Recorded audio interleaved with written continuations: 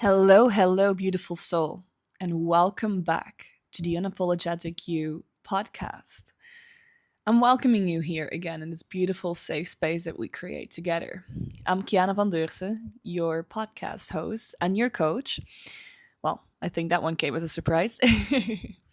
And I want to welcome you to the sixth episode of season 2 of the Unapologetic You. I find it so interesting receiving all the feedback from you, beautiful people, considering the first four liberation letters. Obviously, the first three parts of my story, then followed by the manifesto. I want to thank you for your absolutely encouraging words. People that knew me already as a person or from real life, and with real life, I don't necessarily mean actually seeing me every day, but from back in the day or people that I've been a little bit closer with, I got the craziest feedback telling me, hey, Kiana, this is exactly what you should be doing. This is calling your name. This has been written on your skin for years. So thank you. Thank you for these incredible, encouraging words because I cannot even explain to you how much they mean to me. It is again a confirmation, even though I don't need confirmation from the outside. But it absolutely is a confirmation knowing that I am on my right path. And every now and then it's really, really great to hear that from the people that are closest to you. So thank you. Really, thank you for being here, for supporting me with the project of the Unapologetic You, for helping me create a safe space for sexual authenticity, liberation, and empowerment. And thank you for being you.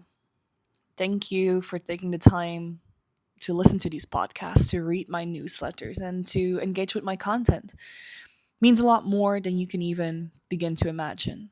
So, yeah, here we are, episode 6, season 2 of the Unapologetic You podcast.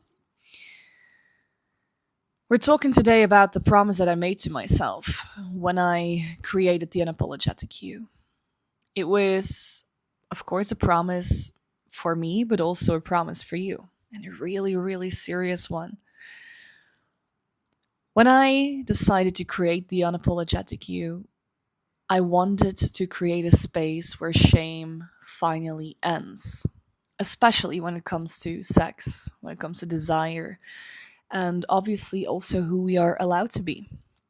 Because too often I still feel that people are being judged in spaces or that they're walking into rooms that they were never meant to rearrange.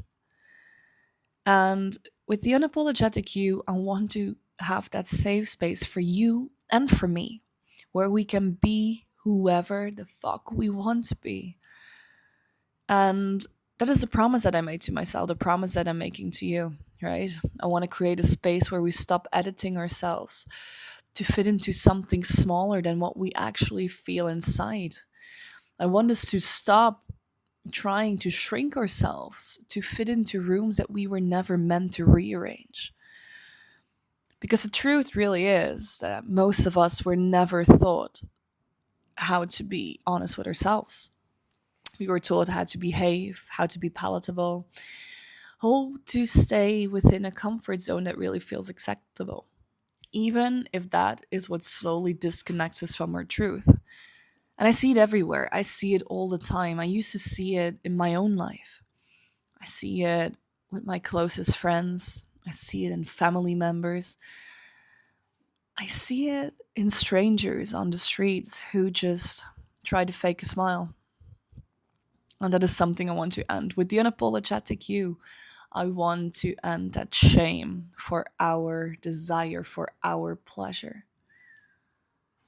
Because people live at a sexual comfort level of a 2 or maybe a 3, while they quietly know that they're actually on the scale of 1 to 10 at a 7 or an 8.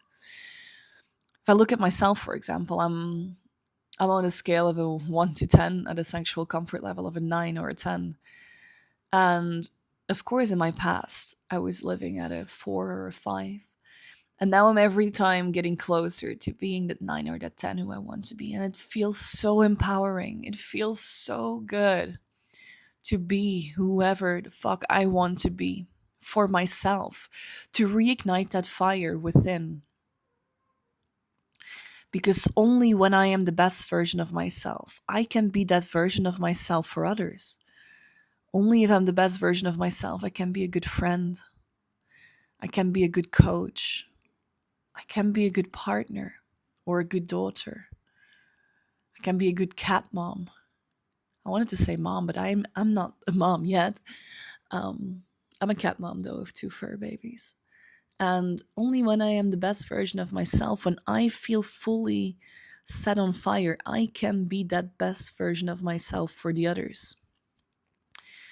So, what I was just saying about people living at a sexual comfort level or of a 2 or a 3, while knowing that they're actually a 7 or an 8, it's not because something is wrong with them, not at all.